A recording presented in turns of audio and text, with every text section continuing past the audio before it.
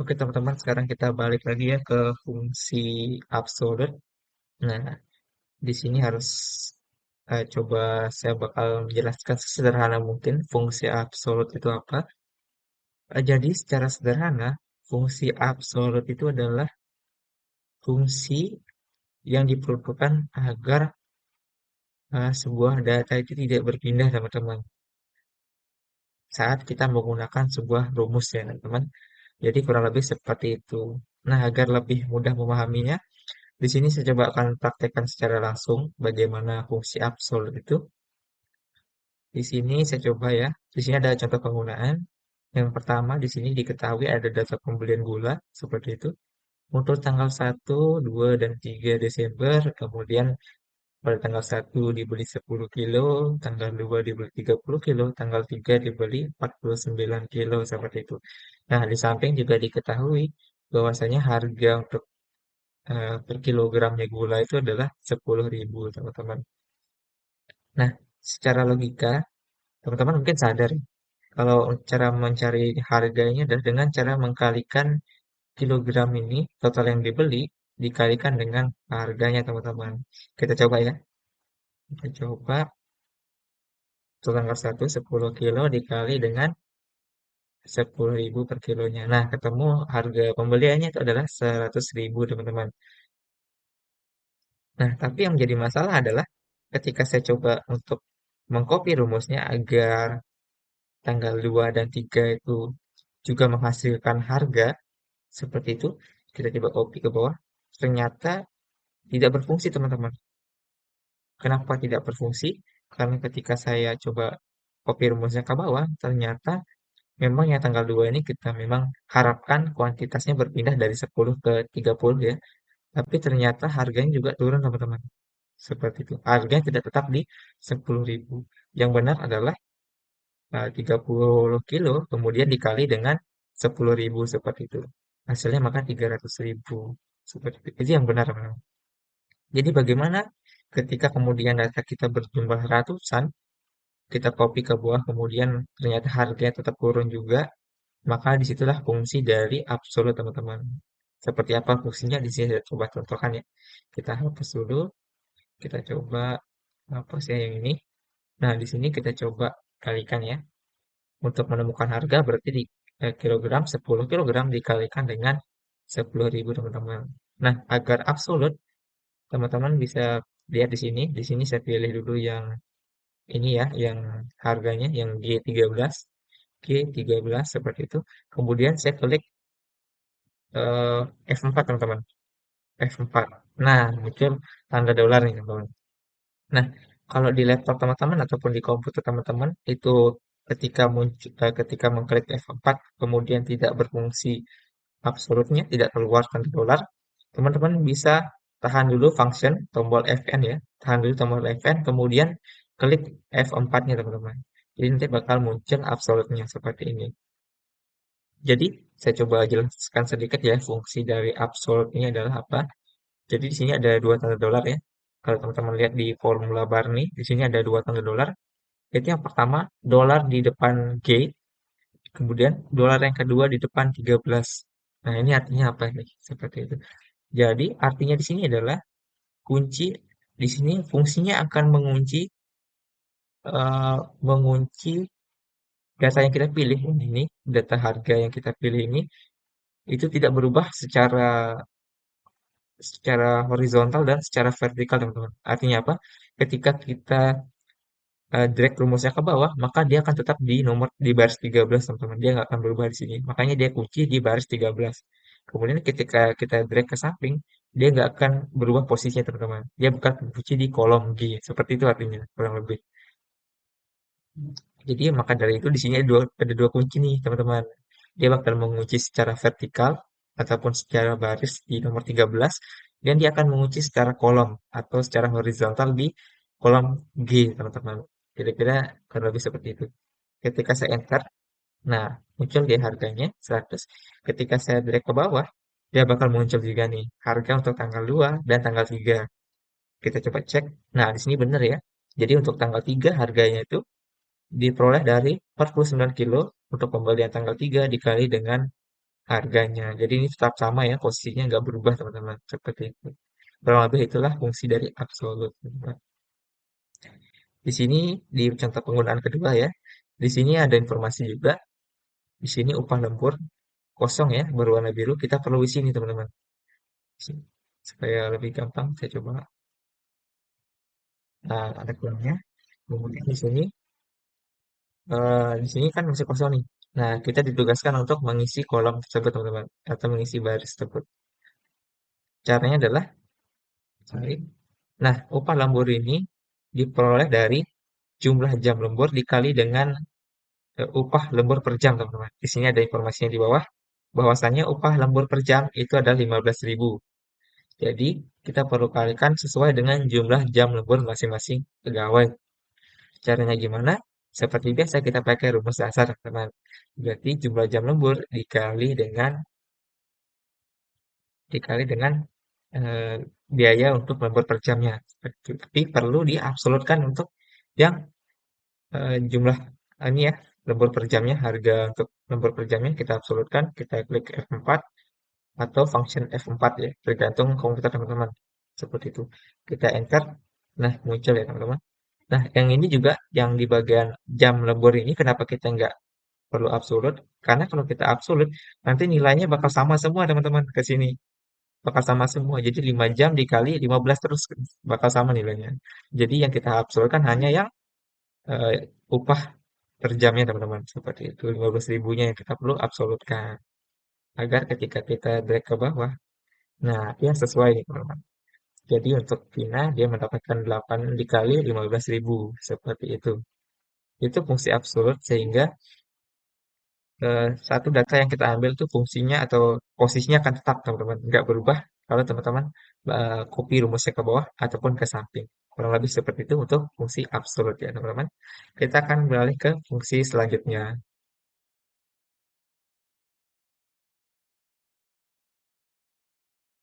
Oke teman-teman, sekarang kita sudah beralih ke fungsi semi absolut ya. Nah, di sini ada fungsi semi absolut. Kalau sebelumnya itu absolut, di sini ada semi absolut, teman-teman. Artinya, kalau tadi absolut, itu fungsinya kita mengunci secara vertikal dan horizontalnya teman-teman ya. Jadi nggak bakal berubah ketika kita mengcopy rumus. Nah, tapi semi absolut itu sedikit berbeda teman-teman. Jadi kita bisa mengunci hanya barisnya saja. Jadi tidak ketika kita drag ke bawah ataupun ke atas, barisnya bakal tetap di sana teman-teman. Tapi di sisi lain, kolomnya juga kita bisa ubah posisinya teman-teman sesuai dengan posisi kita mengcopy rumusnya teman-teman. Kurang lebih seperti itu. Jadi kita kalau di semi absolut kita bisa mengunci hanya kolom ataupun hanya barisnya saja. Kurang lebih seperti itu. Untuk lebih memahami di sini saya akan coba berikan contohnya teman-teman. Di sini datanya hampir sama seperti yang tadi. Ada harga gula yang perlu kita cari dan juga harga beras teman-teman. Untuk tanggalnya di sini udah ada jelas ya, masing-masing ya maksudnya ini masing-masing. Tanggal 1 itu pembeliannya masing-masing gula dan beras itu 10 kilogram. Kemudian tanggal 2 masing-masing pembelian gula dan berasnya itu adalah 30. Kemudian di tanggal 3 masing-masing pembelian gula dan berasnya itu adalah 49 kilogram teman-teman sorry ya. Nah, di sini saya coba berikan contoh ya teman-teman penggunaan fungsi semi absolut ini. Karena di sini ditanya harga gula ya, di sini juga harga gula per kilo juga sudah diberi informasinya. Kemudian untuk kuantitasnya juga sudah. Berarti secara logika harganya diperoleh dari jumlah kilogram yang kita beli dikali dengan harga per kilonya. Seperti itu. Kita coba 10 dikali dengan kali, ingat ya bintang untuk simbol kali, dikali dengan 10.000. Seperti itu. Kita coba pakai fungsi absolut dulu. Supaya teman-teman bisa memahami perbedaannya ya. Kita coba pakai F4, nah, ataupun function F4 di sini. Udah ketemu. Kita drag ke bawah. Oke, sesuai ya. Nah, untuk mempermudah kan seharusnya kita bisa copy rumusnya ke samping ya teman-teman. Ke samping, karena memang ada beras di sini. Seperti itu. Kita coba cek ke samping. Nah, yang menjadi masalah di sini adalah bahwasanya harganya untuk kilogramnya sorry, bukan itu, ini tapi harga berasnya. Nah, ternyata di sini salah teman-teman. Kalau kita drag ya, di sini jatuhnya tuh adalah harga gulanya yang dikali dengan sorry, total harga gula yang dikali dengan harga gula per kilonya teman-teman. Jadi di sini agak miss sedikit ya untuk rumusnya, sehingga kita nggak bisa copy langsung teman-teman rumusnya ke samping. Jadi kita perlu sedikit ubah nih rumusnya teman-teman. Kita pakai semi absolut ya. Kita coba, saya coba bakal jelaskan secara sederhana mungkin supaya teman-teman bisa memahaminya. Oke, di sini yang pertama dulu terkait tentang ini ya. Nah, untuk fungsi harga kan kita sudah tahu ya total harga berarti kilogram dikali dengan total kuantitas ya dikali dengan harga per kilonya teman-teman. Nah, yang perlu diperhatikan di sini adalah bahwasanya untuk kilogram ini atau kuantitas ini kita bisa copy ke bawah, tapi kita nggak bisa copy ke samping teman-teman. Alias ketika kita copy ke bawah rumusnya, itu bakal tetap jalan ke bawah untuk datanya, tapi ketika kita copy ke samping atau secara horizontal seperti itu, jadi dia nggak pindah teman-teman. Seperti itu. Seperti yang tadi ya, ketika saya copy ke harga beras yang tanggal 1, dia ternyata pakai kuantitasnya itu berasal dari kolom harga gula, teman-teman. Jadi maunya itu dia bakal tetap di sini, teman-teman. Tapi dikali dengan harga beras. Bagaimana caranya? Kita coba untuk mainkan fungsi semi absolutnya. Nah, ketika kita menekan F4 atau function F4, nah dia bakal absolut, teman-teman. Alias dia bakal mengunci secara horizontal dan vertikal.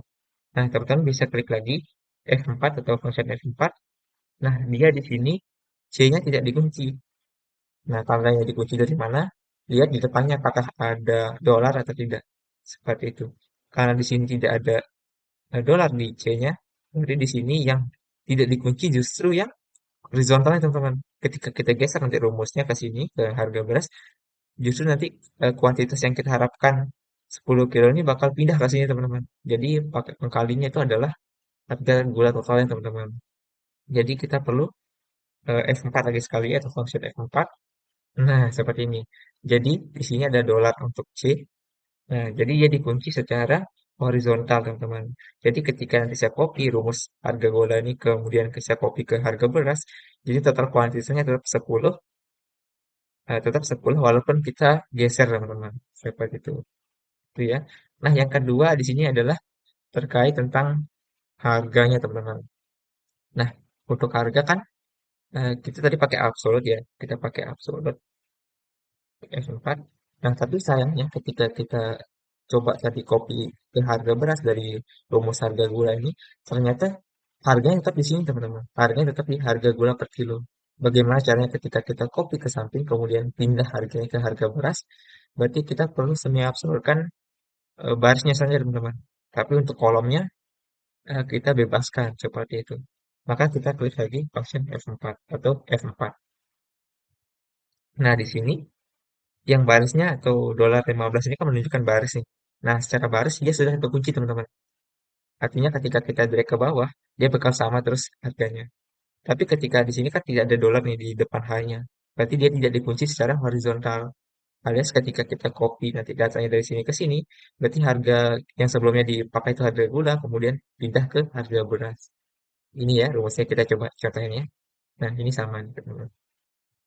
Kita drag ke bawah. Nah, harganya sama semua. Benar ya? Berarti untuk yang tanggal 3 Desember itu kuantitasnya 4,419 kilogram dikali dengan harga gulanya teman-teman 10.000 per kilonya.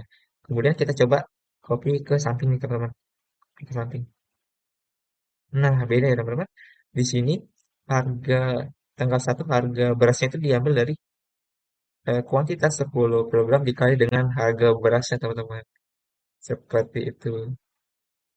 Nah, untuk di samping, di bawahnya, kemudian tanggal 3, itu sama, teman-teman. Dia dikali dari 4,49 kilo dikali dengan harga berasnya. Jadi tetap sama ya. Jadi teman-teman perlu memang sedikit berpikir di sini terkait tentang fungsi semi absolut nih. Jadi kapan diabsolutkan atau dikunci secara horizontal dan kapan datanya dikunci secara vertikal, teman-teman. Kurang lebih seperti itu. Di sini ada contoh penggunaan yang kedua di sini. Di sini juga hampir sama sebenarnya dengan data yang pertama. Jadi upah lembur di sini secara sederhana ataupun secara logika kan upah lembur diterima dari jumlah jam lembur dikali dengan per lemburnya itu berapa aja dikasihnya. Kita coba ya. Kayak cara yang tadi ya. Berarti jam lembur dikali dengan upah per jamnya untuk lemburnya, lembur per jamnya seperti itu. Nah, tapi kita mau di sini ketika kita drag ke bawah, dia bisa teman-teman, dia tidak absolut alias dia tetap bisa di copy ke bawah, tapi ketika kita copy ke samping seperti itu, dia bakal tetap dia bakal tetap mengambil kuantitasnya dari sini teman-teman, tidak mengambil lagi dari sini. Caranya gimana? Tinggal kita absolutkan untuk kolomnya teman-teman. Nah, yang ini. Kolom itu kita absolutkan di sini. Seperti itu. Kemudian untuk bonusnya, nah kita nanti ketika kita copy datanya ke upah bonus, kita ingin dia nanti harganya bakal pindah teman-teman ke bonus ya teman-teman. Alias upahnya bakal pindah ke bonus teman-teman. Jadi nanti ketika kita dari ke bawah ataupun secara vertikal dia nggak bakal berubah teman-teman. Jadi kita perlu semi absolut kan untuk di bagian barisnya saja teman-teman. Jadi di sini kita perlu F4 dua kali teman-teman seperti ini. Oke, kita coba enter. Ini agak sedikitnya yuk ubah jam lembur dan bonusnya. Kita pakai untuk 200 soalnya. Ini kita copy ke bawah. Oke, hasilnya sudah dapat. Kemudian kita copy ke samping. Hasilnya juga sudah dapat teman-teman. Kita coba cek yang di bagian bonusnya Vinka ya. Di sini dia jumlah bonusnya itu bakal 4 jam dikali dengan jam per bonus ya. Sorry, bonus per jamnya teman-teman. Jadi kurang lebih seperti itu. Oke, semoga bisa dipahami ya karena memang absolut ini memang semi absolut ya, memang harus berpikir lebih keras sedikit ya teman-teman terkait tentang fungsi semi absolut. Jadi kalau misalnya teman-teman masih ada keraguan atau kebingungan, teman-teman bisa mengulangi video terkait tentang semi absolut ini teman-teman. Seperti itu.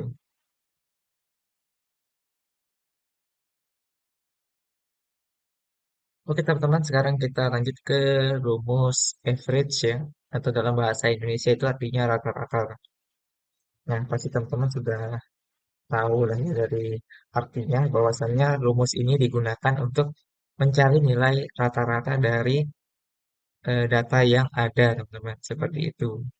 Nah, untuk simbolnya sendiri itu sama dengan average ya, average itu bahasa Inggris, kemudian dibuka kurung seperti itu. Langsung saja ke contohnya ya, karena memang untuk rumus average ini akan lebih paham ketika langsung eh, mengeksekusi rumusnya, teman-teman. Di sini ada beberapa nilai, ada 4 nilai. Dan nilainya beda-beda ya teman-teman. Dari 100, 120, 120, dan juga 230 teman-teman. Seperti itu. Di sini kita mau cari nih, berapa sih nilai rata-rata dari keempat nilai ini? Nah, kita bisa menggunakan rumus average, teman-teman. Kita pakai ya. Uh, nah, ini dia teman, average. Nah, di sini ada nomor 1, nomor 2. Artinya di sini kita diminta untuk memasukkan semua data yang akan kita rata-ratakan teman-teman. Nah, karena di sini kita mau rata-ratakan nilainya, nilai dari keempat subjek ini, jadi kita perlu memilih semua nilainya, teman-teman. Kita tutup kurung, kita enter. Nah, ketemulah rata-ratanya adalah 142,5, teman-teman. Simpel itu penggunaan rumus rank, teman-teman. Sorry, rumus rata-rata atau average, teman-teman. Seperti itu. Di sini jadwal penggunaan kedua, di sini juga ada, oh di sini salah ya, bukan next tapi Sebagai ya, contoh penggunaannya di sini kita diminta untuk mengisi kolom yang kosong, kolom biru yang kosong. Di sini yang pertama kita diminta untuk mencari gaji rata-rata. Nah, pasti teman-teman sudah biasa ya. Average. Nah, ini rumusnya. Kemudian kita blok kolom gaji teman-teman untuk mencari nilai rata-ratanya teman-teman ya. Dipastikan semua kolom gajinya sudah terseleksi ya, kecuali yang total ya, kita nggak perlu. Kemudian kita enter. Nah, berarti di sini rata-rata gaji untuk 10 pegawai ini adalah 4.860.000 teman-teman. Next, kita mau cari rata-rata bonus sama rumusnya. Like average. Sorry, salah tadi. Nah, ini dia. Kemudian kita blok kolom bonus ya. Kita blok kolom bonus. Nah, sampai dengan yang terakhir bukan total ya. Kemudian kita tutup kurung, enter. Nah, ketemulah rata-rata bonus yang diterima oleh 10 pegawai itu adalah 972.000 teman-teman. Nah, untuk selanjutnya sama, di sini diminta rata-rata pajak yang dibayar, ya berarti sama ya jumlah pajaknya kita blok semua, kita tentukan, kita enter, sudah ketemu rata-ratanya, kemudian untuk gaji bersihnya sama teman. Nah, average, kemudian kita blok gaji bersihnya. Temu berapa rata-ratanya? 5.540.400 rupiah teman-teman kalau dalam satuan rupiah ya. Nah, itulah penggunaan rumus dari average teman-teman dalam Excel. Pasti teman-teman dalam sekali melihat pasti seharusnya sudah bisa ya, sudah mahir seperti itu.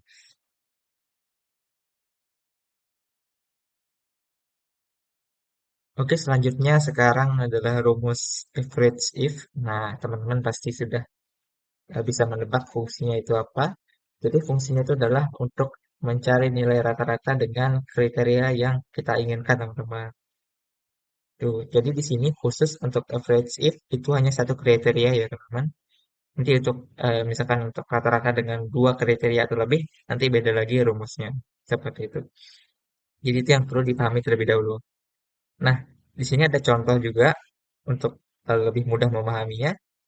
Di sini ada beberapa nilai bersama dengan nilai average sebelumnya ya. Ada nilai yang pertama sampai dengan keempat. Kemudian di sini kita diminta mencari nilai rata-rata untuk IPS, teman-teman.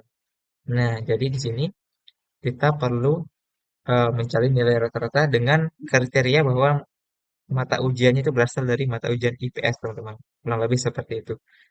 Kita coba ya, pakai rumus average if, kan. Average if. Nah, ini dia ya, average if. Kemudian di sini diminta range, teman-teman.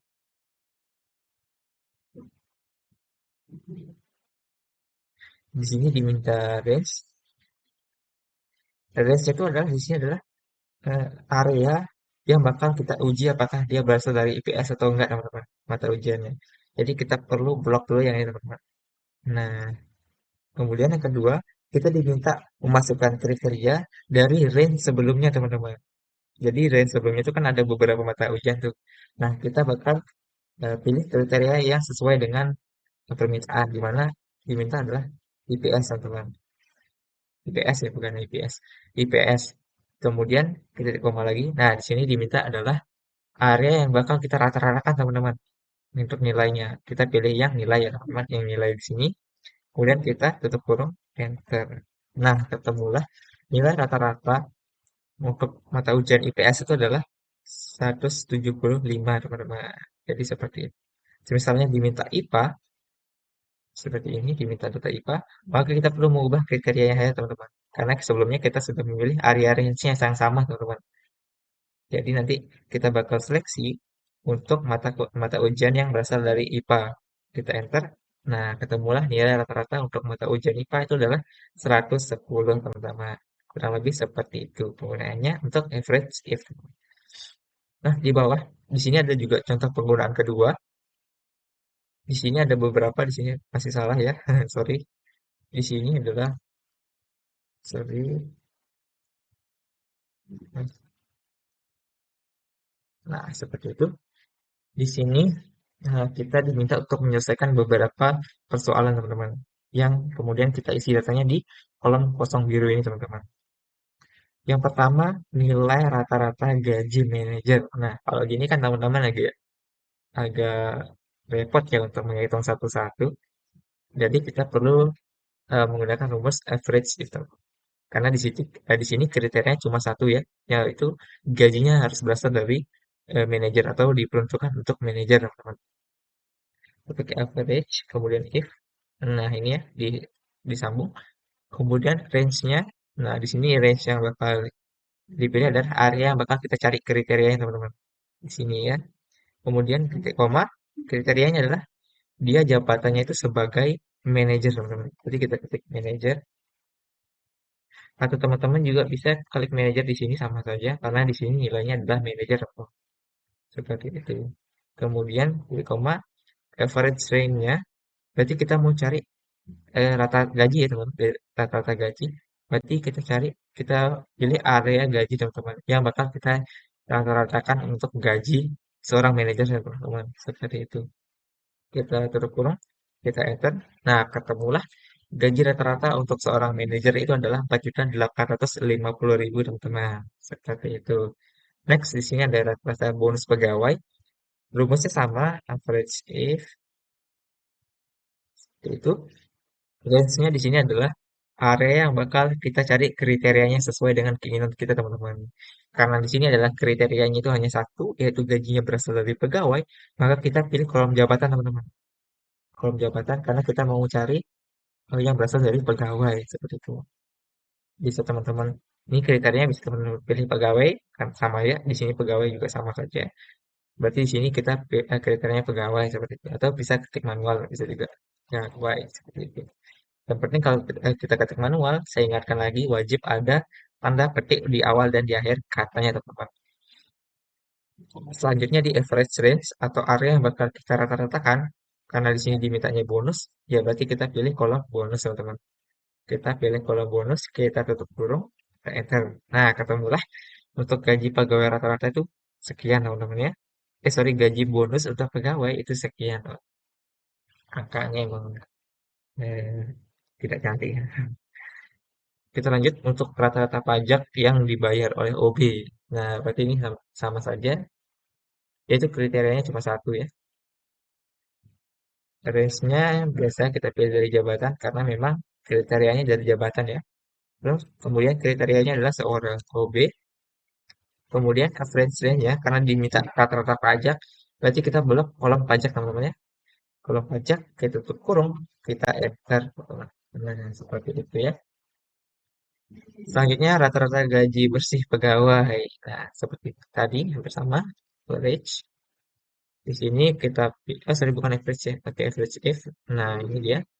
Di sini ada range karena di sini kriterianya berasal dari pegawai, maka kita blok kolom jabatan teman-teman untuk mencari gaji bersih yang mana saja yang berasal dari pegawai. Kemudian kriterianya adalah seorang pegawai.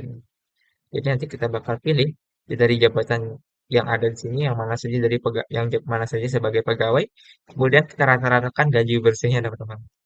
Kemudian di sini average range kita masukkan kolom gaji bersihnya seperti itu. Kita enter atau kita tutup dulu baru kita enter. Nah, ketemulah rata-rata gaji bersih seorang pegawai itu adalah 5.377.000 teman-teman. Itulah contoh penggunaan average if. Sangat sederhana sebenarnya. Jadi kalau masih ada yang mengganjal ataupun dibingungkan, bisa kembali lagi ke awal video average if. Nah, nanti pastikan akan bisa memahaminya teman-teman. Kurang lebih seperti itu ya untuk penggunaan average if.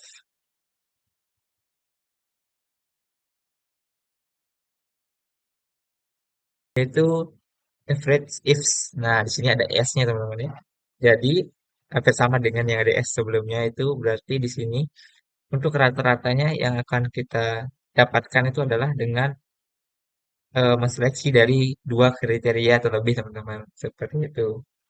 Jadi rata-ratanya bakal didapatkan setelah memenuhi dua syarat itu teman-teman. Seperti itu. Di sini langsung saja kita kerjakan contohnya. Di sini ada contoh penggunaan yang pertama.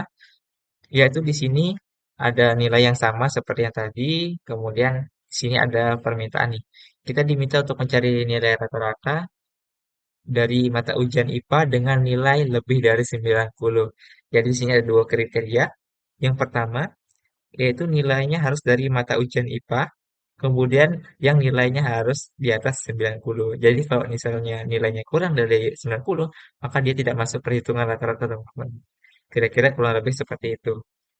Jadi di sini rumusnya kita coba if, ifs. Nah yang ini ya. yang ada S-nya. Kita buka kurung bisa. Kemudian di sini diminta average range-nya langsung teman-teman. Berarti kita masukkan ini ya, area yang bakal kita rata-ratakan teman-teman. Seperti yang ini. Kemudian titik koma. Di sini ada kriteria range yang pertama. Berarti bebas teman-teman. Teman-teman mau cari kriteria yang di bawah atas 90 terlebih dahulu ataupun yang berasal dari mata ujian IPA terlebih dahulu. Bebas. Di sini saya coba langsung aja yang dari IPA dulu. Kriteria range-nya kita bakal pilih yang IPA dulu ya, yang mata ujian dulu. Kemudian untuk kriteria yang pertama yang berasal dari mata ujian itu adalah harus dari mata ujian IPA, teman-teman. Seperti ini. Ini ya. Kemudian di sini ada kriteria range yang kedua lagi. Nah, karena tadi sudah berasal dari IPA, maka yang kedua itu adalah nilainya harus di atas 90. Berarti yang kita blok itu adalah kolom nilainya. Kemudian kita masukkan kriterianya. Kriterianya itu kita titik koma, kemudian kita tanda petik dua, itu lebih dari 90 seperti ini ya. Seperti ini. Kemudian kita tutup kurung, karena kriterianya yang diminta hanya dua. Yang pertama, eh, kita diminta untuk mencari rata-rata jika, oke, rata-rata dengan kriteria kalau di apa namanya di mata ujian ataupun mata ujian itu berasal dari IPA, nilai IPA. Kemudian untuk nilainya itu harus di atas 90. Maka nilai itu saja yang bisa kita rata-ratakan. Kita enter. Maka nilai rata-ratanya 110. Karena dari IPA ini keduanya memang di atas 90 ya. Seperti itu. Misalkan kalau kita coba naikkan di sini, misalkan dia harus di atas 101 misalkan ya. Berarti ada yang satu yang nggak masuk ya. Terus 101, maka nanti 120 karena hanya satu yang memenuhi syarat teman-teman, kurang lebih seperti itu kan. Di sini adalah contoh penggunaan kedua. Nah, di sini memang harus sering masih max ya, masih belum berubah. Di sini ada ini gitu ya. Nah, di sini kita diminta untuk mencari tiga data atau informasi, yaitu yang kita akan masukkan ke kolom biru ini teman-teman yang kosong. Yang pertama diminta rata-rata gaji manajer yang sudah kawin. Nah, diminta rata-rata gaji manajer yang sudah kawin. Berarti kita akan menemukan nilai rata-rata, tapi dengan syarat yang pertama itu jabatannya adalah seorang manajer. Kemudian yang kedua, dia itu manajernya sudah kawin, teman-teman. Nah, kira-kira kurang lebih seperti itu. Jadi kita pakai rumus average if, nah ini yang ada S-nya. Kemudian diminta average range-nya, nilai atau area yang bakal kita rata-ratakan. Di sini diminta gaji ya. Berarti ini yang bakal kita rata-ratakan. Kemudian kita titik koma atau koma sesuai laptop atau komputer teman-teman. Kemudian di sini ada kriteria range yang pertama atau area yang bakal kita kriteriakan. Bebas ya teman-teman mau dari jabatan dulu ataupun dari status dulu bebas. Gitu. Yang penting kan teman-teman paham ya logikanya. Kita dari jabatan dulu, kemudian dari jabatan yang kita hanya pilih untuk dirata-ratakan hanya yang berasal dari manajer. Manajer. Kemudian untuk kriteria keduanya itu dari statusnya teman-teman. Nah, dari status yang kita akan rata-ratakan hanya yang K saja atau kawin saja. Seperti itu. Kalau sudah kita tutup kurung, kita enter.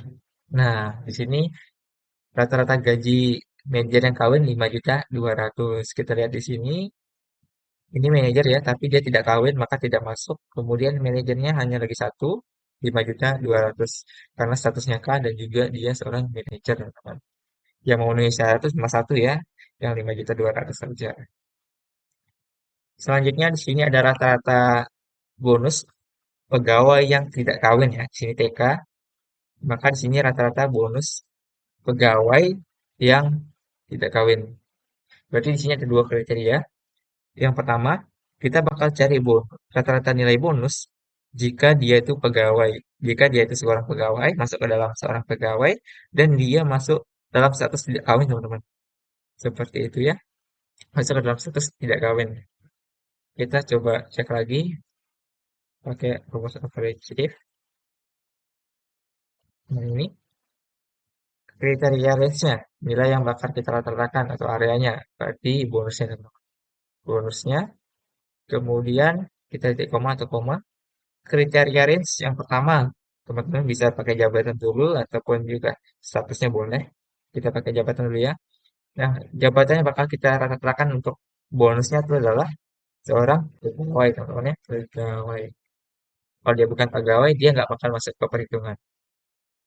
Selanjutnya, kriteria yang kedua itu area status ya, teman-teman. Kemudian yang kita bakal pilih untuk kita rata-ratakan hanya yang TK atau yang tidak kawin. Seperti itu. Kita tutup kurung, kita enter, ketemulah nilai 920 teman-teman. Seperti itu. Kemudian yang ketiga, rata-rata gaji bersih pegawai di sini. Di sini rata-rata gaji bersih pegawai yang kawin. Berarti ada dua kriteria lagi. Yang pertama, kita bakalan cari rata-rata gaji bersih seorang pegawai dan yang pasti sudah kawin, harus sudah kawin. Seperti itu. Kita coba pakai rumus average if seperti ini. Average rent-nya berarti gaji bersih ya, karena rata-ratanya bakal kita hasilkan dari gaji bersih seperti itu. Kemudian kriteria range yang pertama masih dalam status jabatannya di sini pegawai ya tadi ya, pegawai, pegawai. Di sini belum kita titik komanya, nanti takutnya salah. Nah, seperti itu. Kemudian di kriteria range yang kedua, berarti di sini dari status ya teman-teman, dia tadi kawin ya, dia kawin. Berarti K. Sorry, titik koma dulu, berarti K. Atau koma ya. Jadi sesuaikan dengan komputer teman-teman. Ntar, nah ketemulah gaji bersih pegawai yang sudah menikah itu sebesar 5.403.600 rupiah teman-teman. Nah, itu adalah penggunaan rumus average if teman-teman. Semoga bisa dipahami ya. Kalau misalnya masih kurang bisa diputar lagi untuk bagian average if-nya.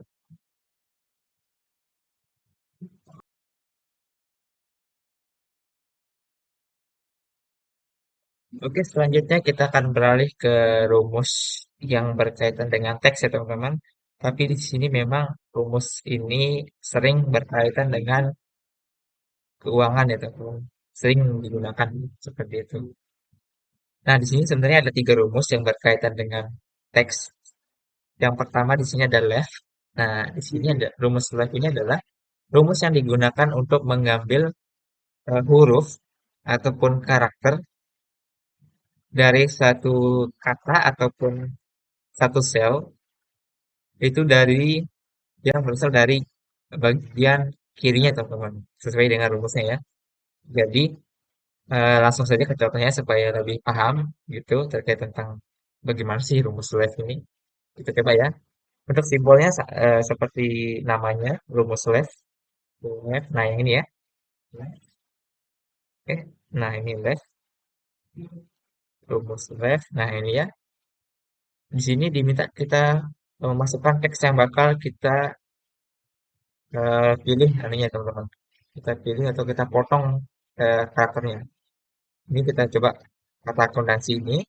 Kemudian kita pilih nomor chartnya alias kita mau mengambil berapa karakter dari bagian kiri, teman-teman. Misalkan kita mau ngambil kata AK-nya aja dari akuntansi ini. Berarti ada dua karakter ya yang kita ambil dari sebelah kiri. Berarti kita masukkan dua teman-teman. Kita coba tes, kita enter. Nah, maka ya muncul adalah dua kata yang berasal dari kiri aja. Kata AK-nya teman-teman. Seperti itu. Misalkan teman-teman mau ngambil kata akun di sini dalam teks akuntansi ini. Mau ngambil kata akunnya saja.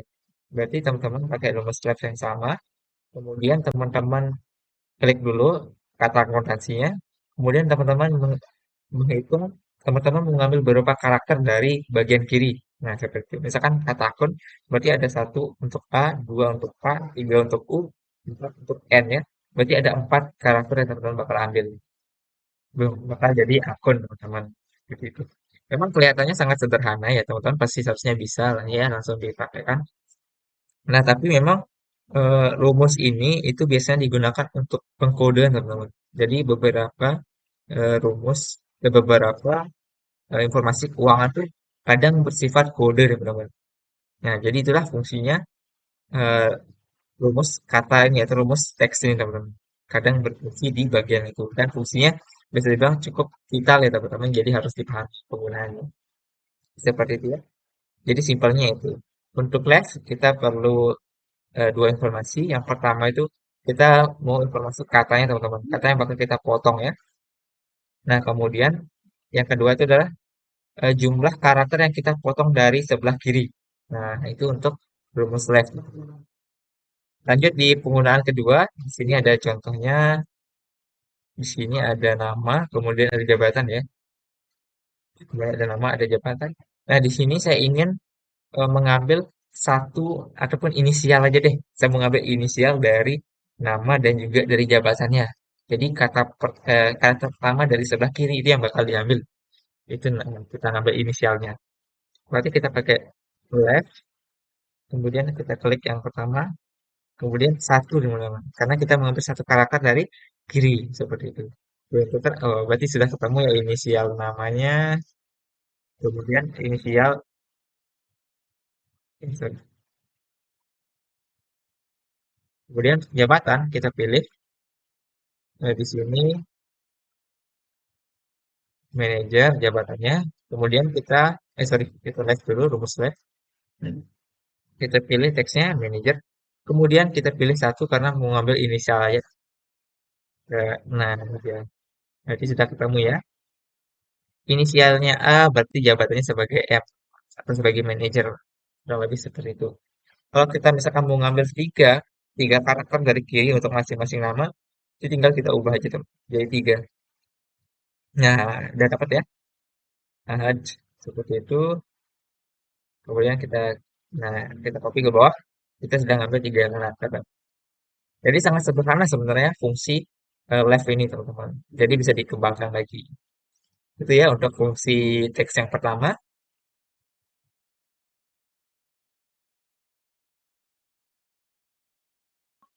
Oke, kita lanjut ke fungsi teks yang kedua ya. Di sini ada mid. Nah, kalau tadi left itu kita ngambil karakter dari satu kata itu dari kiri. Nah, kalau mid itu kita ngambil karakter dari suatu kata itu dari di tengah-tengahnya teman-teman. Nah, untuk caranya kurang lebih seperti ini. Untuk simbolnya kita pakai sama dengan mid, buka kurung yang ini ya. Bisa kita tap langsung. Nah, di sini diminta teksnya dulu, kita pilih akuntansi. Kemudian di sini start numbernya teman. Jadi kita diminta ada tiga data ya. Kalau tadi left itu diminta dua data kan. Yang pertama itu teksnya, kemudian berapa karakter yang diambil dari kiri. Nah, kalau yang di mid atau tengah, rumus tengah, itu ada tiga karakter, ada tiga yang diminta teman-teman datanya. Yang pertama itu teksnya, yang kedua yaitu nomornya start dari mana, itu alias ini. Jadi kita mau ngambil dari karakter yang keberapa nih teman-teman. Nah, misalkan kita mau ngambil karakter NT di sini ya, N dan T-nya. Berarti start numbernya itu adalah satu, dua, tiga, empat. Berarti startnya di empat kita ngambilnya. Kemudian di sini ada numbernya. Jadi berapa karakter yang kita ambil dari nomor yang kita awal tadi, nomor yang kita jadikan startnya tuh. Karena di sini startnya dari N, kita ngambilnya NT, berarti ada dua karakter yang kita ambil seperti itu. Kita enter. Nah, jadi itu NT, seperti itu. Kalau misalkan kita mau ngambil UNTAN ya, untan ini kan berarti start karakternya ada di berapa tuh? Ada di tiga ya, kata U dulu. Berarti ada di tiga startnya. Kemudian jumlah karakter yang kita ambil, kita hitung dari U ya. U karakter pertama, N karakter kedua, T karakter ketiga, A karakter keempat, dan N karakter kelima. Seperti itu.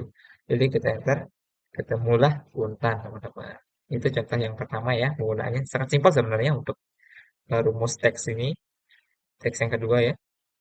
Nah, di sini hampir sama penggunaan mid ya. Kita contohkan, nah ini mungkin agak agak nanti bakal aneh hasilnya ya, ini karena karakternya cuma dua. Kita coba ngambil satu karakter yang berada di tengah ya. Jadi kita bakal ngambil karakter di urutan ketiga, tapi cuma satu karakter yang kita ambil. Seperti itu. Karena di sini namanya sangat singkat ya. Kita coba mid. kemudian kita pilih teksnya yang ini untuk nama, kemudian startnya kita pilih karakter yang ketiga, kemudian kita pilih eh, satu huruf atau karakter ya, enter, ketemulah H ya. Karena di sini karakter ketiganya H, kemudian yang kita ambil hanya satu saja atau H-nya saja. Kita drag ke bawah, kita copy ke bawah. Nah, ketemu ya. Jabatan juga sama, kita mengambil karakter. Oh, jangan deh. Ya, jabatan kita ambil karakter kedua aja ya. Kemudian kita ngambilnya cuma satu aja deh. Gitu. Karena di sini supaya dia muncul yang pekerjaannya sebagai OB gitu. Kita pilih ini, kemudian kita pilih teksnya, kemudian titik koma atau koma menyesuaikan. Setelah numbernya kita pilih karakter yang kedua atau huruf kedua, kemudian yang kita ambil hanya satu. Tutup kurung, enter. Oke, muncullah di sini ya. Kita copy ke bawah. Nah, ini dah dia karakter-karakternya teman-teman. Seperti itu. Sangat mudah ya untuk rumus mid ini. Kemudian nanti kita akan lanjut ke rumus teks yang ketiga teman-teman.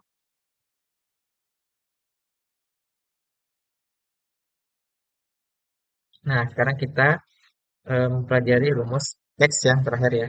Yang kita pelajari untuk video ini yaitu write teman-teman. Nah, jadi rumus write itu simbolnya sesuai dengan katanya berbahasa Inggris yaitu write buka kurung. Nah, fungsinya ini adalah kalau tadi left itu kita ngambil karakter dari sebelah kiri. Nah, untuk right kita ngambil karakter dari sebelah kanan, teman-teman, atau dari sisi kanannya. Seperti itu. Kita coba kan ya. Kita coba contohkan. Di sini misalkan saya mau ngambil data SI dari akuntansi ini, teman-teman. Seperti itu. Jadi kita pakai rumus right dulu. Nah, ini ya rumusnya right teks. Nah, kemudian titik koma atau koma dilanjutkan dengan beberapa karakter yang kita ambil dari sebelah kanan. Nah, karena di sini kita mengambil dua karakter yaitu S dan I, maka kita klik dua, tutup kurung, enter. Maka yang keluar adalah SI, teman-teman.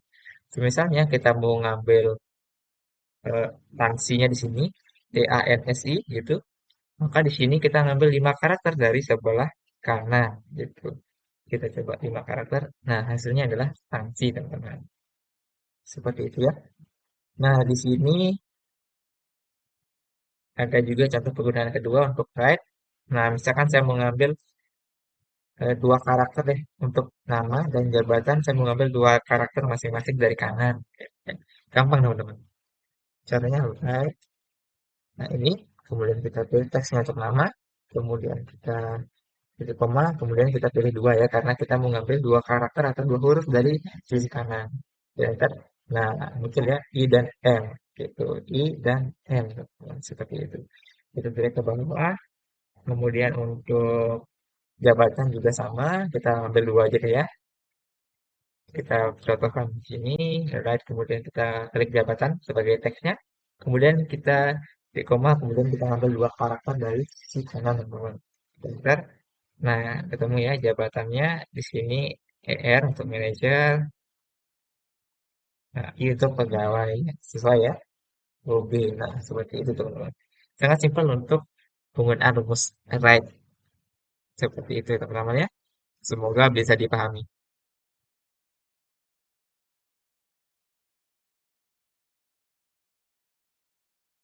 Oke teman-teman, selanjutnya sekarang kita akan belajar terkait tentang rumus count dan keluarganya teman-teman. Jadi yang pertama kita akan bahas rumus count dulu.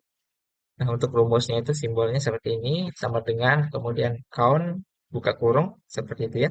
Nah fungsi dari rumus count ini adalah untuk menghitung jumlah data yang berbentuk nilai teman-teman seperti itu. Jadi untuk menghitung jumlah data yang berbentuk nilai. Nah berbeda dengan sum. Kalau sum itu adalah menjumlahkan nilainya teman-teman. Jadi sum itu adalah rumus yang menjumlahkan nilainya. Sedangkan count ini adalah menghitung berapa nilai berbentuk angka seperti itu. Sangat sederhana sebenarnya. Di sini saya ada data, ini misalkan nomor siswa ya, ada 1, 2, 3, 4, 5. Kemudian kita mau hitung nih berapa sih jumlah eh, siswa yang sudah nilainya sudah masuk seperti itu. Maka kita bisa pakai rumus count. Count. Nah, rumus count ini adalah kita blok semua data yang bakal kita hitung berapa jumlah nilainya teman-teman. Berapa data banyak nilainya seperti itu. Kita tutup kurung, kita enter. Nah, ada 4 nilai yang sudah masuk ya. Nah, mungkin di sini karena jumlahnya cuma 5 atau sangat sedikit, maka sebenarnya bisa dilihat saja untuk menghitungnya ya teman-teman. Tapi semisalnya untuk menghitung misalkan di sini satu angkatan yang jumlahnya 300-an lebih, maka di sini rumus count sangat diperlukan teman-teman untuk menghitung berapa nilai yang sudah ada di sana teman-teman. Jadi itulah fungsi dari rumus count untuk menghitung banyaknya nilai berbentuk angka seperti itu. Kemudian di bawah, nah kalau di sini kan teman-teman eh, lebih enak gitu ya, kita bakal pakai rumus count. Di sini saya bakal coba kasih lihat. Di sini ada penggunaan count. Nah, di sini kita tugaskan untuk mengisi kolom yang berwarna biru ya. Yang pertama di sini ada jumlah pegawai yang menerima gaji, teman-teman. Berarti kita perlu menyubrahkan berapa pegawai sih yang menerima gaji. Walaupun di sini jumlahnya 10, belum tentu di sini yang menerima gaji itu jumlahnya 10. Ada yang kosong ya. Diperhatikan ada yang kosong. Jadi caranya adalah cukup mudah. Tinggal kita pakai rumus count, teman-teman. Kita pakai rumus count, kemudian kita seleksi kolom gaji. Nah, kita seleksi semua kolom gaji untuk menghitung berapa gaji yang sudah dibayarkan. Seperti itu. Kita tutup kurung. Berarti di sini kesimpulannya ada 8 dari 10 pegawai yang sudah menerima gaji, teman-teman. Nah, di sini jumlah yang kedua ada jumlah pegawai yang menerima bonus. Oke, jumlah pegawai yang menerima bonus. Berarti di sini, oh di sini maksudnya jumlah pegawai di sini adalah jumlah seluruhnya ya teman-teman. Jumlah seluruhnya bukan jabatannya sebagai pegawai, tapi jumlah seluruhnya. Begitupun juga yang bonus. Kita menghitung dengan cara count. Seperti itu. Kemudian di sini kita hitung bonusnya, teman. Kita hitung bonusnya. Kita mau cek berapa sih yang sudah dibayarkan gitu ya. Oh, berarti ada 6 yang sudah dibayarkan. Ada 6 ya, sesuai ya. Ada 6. Nah, di sini jumlah cek yang dikeluarkan untuk gaji dan bonus. Berarti setiap ada pembayaran gaji dan pembayaran bonus itu dikasih cek kepada karyawannya secara terpisah. Kita anggap secara terpisah ya, seperti itu. Nah, yang unik dari count ini adalah count ini bisa menghitung area yang tidak hanya satu apa namanya kolom aja teman-teman, tapi bisa lebih dari satu kolom. Misalkan seperti ini areanya, bisa kita hitung menggunakan count. Asalkan datanya itu berbentuk angka, teman-teman. Seperti itu. Jadi kita di sini kita coba cek, kita pakai count ya. Nah, di sini jumlah cek yang dikeluarkan untuk pembayaran gaji atau dan bonus. Berarti di sini kan setiap ada pembayaran gaji dan juga bonus itu kan mengeluarkan cek ya. Berarti kita hitung total pengeluaran jumlah berapa kali terjadi pengeluaran untuk bonus dan juga gaji, teman-teman. Seperti itu kita blok dua kolomnya, kita enter. Nah, berarti ada 14 cek yang dikeluarkan untuk membayar gaji dan bonus, teman-teman. Kurang lebih seperti itu ya. Penggunaan rumus count sangat singkat sebenarnya dan sangat sederhana. Pasti teman-teman langsung bisa memahami penggunaan rumus count ini.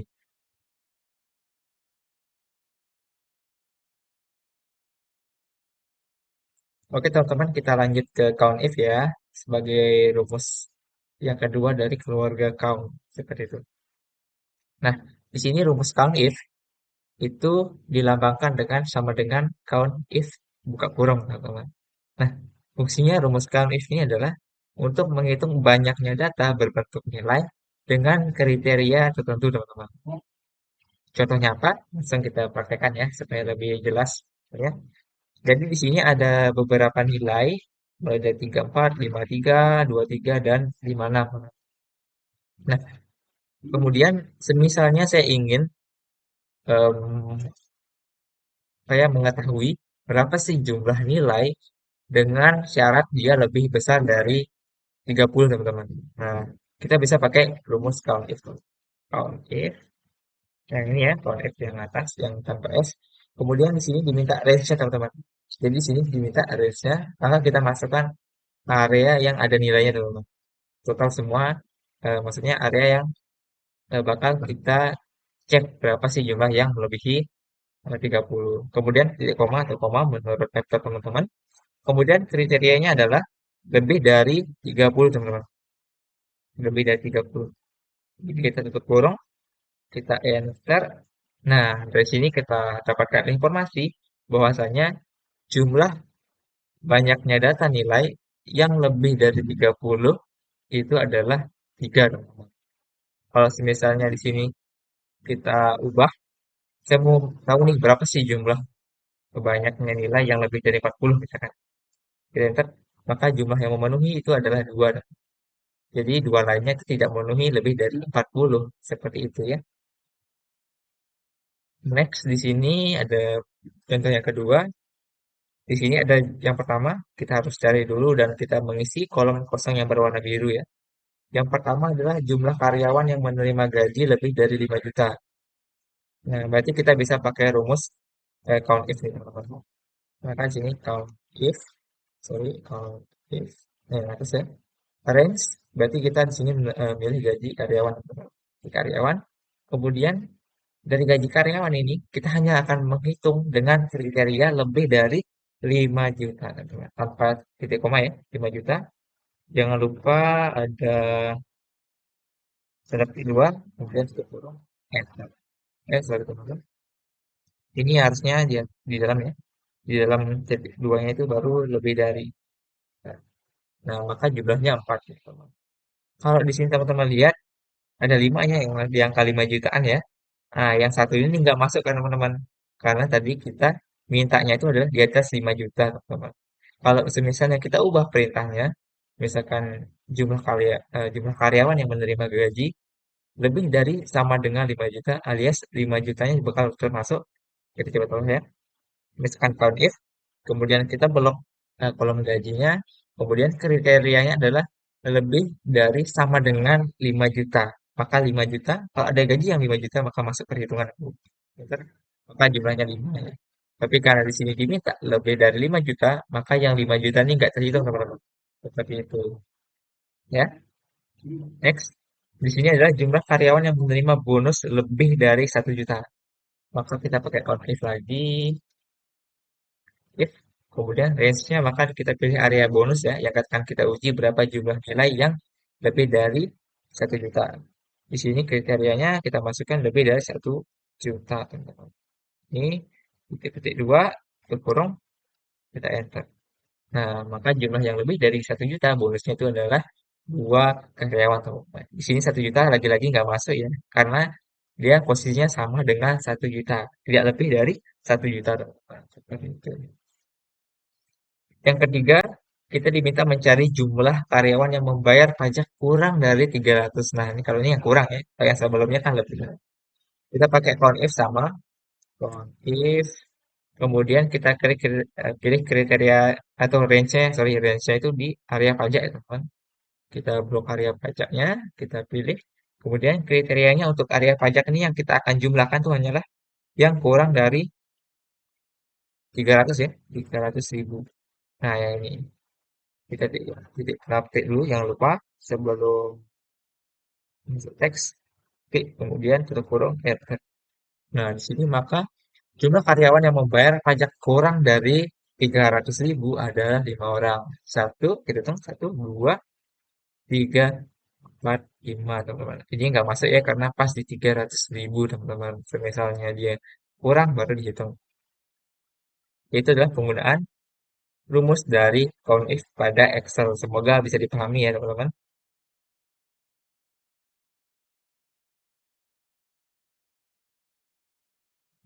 Lanjut ya ke rumus count if teman-teman. Nah, kalau sebelumnya itu adalah count if, sekarang adalah count if teman-teman. Nah, bedanya apa dengan count if sebelumnya? Nah, untuk yang count if ini kita menggunakan rumus ini untuk menghitung jumlah atau banyaknya data nilai dengan lebih dari 2 kriteria teman-teman. Nah, kalau yang ada S biasanya lebih dari 2 ya biasanya atau lebih dari 1. Nah, karena itu CONIFs ini digunakan untuk menghitung banyaknya nilai dengan kriteria lebih dari 1, teman-teman. Jadi seperti contohnya apa? Kita coba contohkan ya. Misalkan di sini saya ingin eh, mendapatkan banyaknya nilai yang berasal dari subjek IPS dengan nilai di atas 30. Nah, berarti ada dua kriteria tuh. Yang pertama itu adalah subjeknya harus dari IPS.